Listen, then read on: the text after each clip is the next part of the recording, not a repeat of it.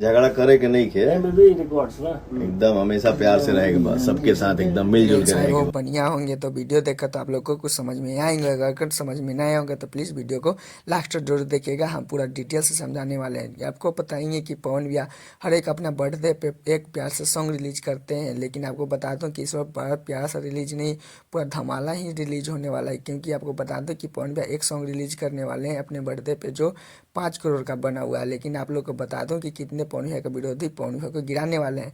लेकिन आप लोग के प्यार से सपोर्ट से पवन भैया बोलेंगे जब तक मेरा भाई लोग चाहेगा, जब तक मेरा एक बाल भी बाका नहीं हो सकता। क्या ही बोल सकते हैं, आप लोग पर पवन भैया आँख मूंद कर विश्वास करते हैं और आप ही आप पवन भैया को आँख मूंद कर प्यार दिलार बनाए रखते हैं। लेकिन पवन भैया को क्या ही बोल सकते हैं, इतना मतलब चारों पद्धति से हर बार छेंकते हैं।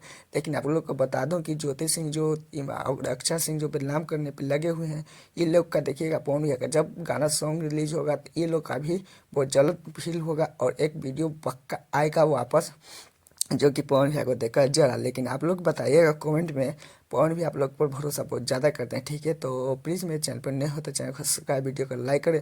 और हाँ, प्यारा वीडियो लेकर फिर मिलते हैं। और हाँ, कमेंट में ज़रूर लिखिएगा क्योंकि पवन भैया का बर्थडे जो आ रहा है, आपको गाना कितना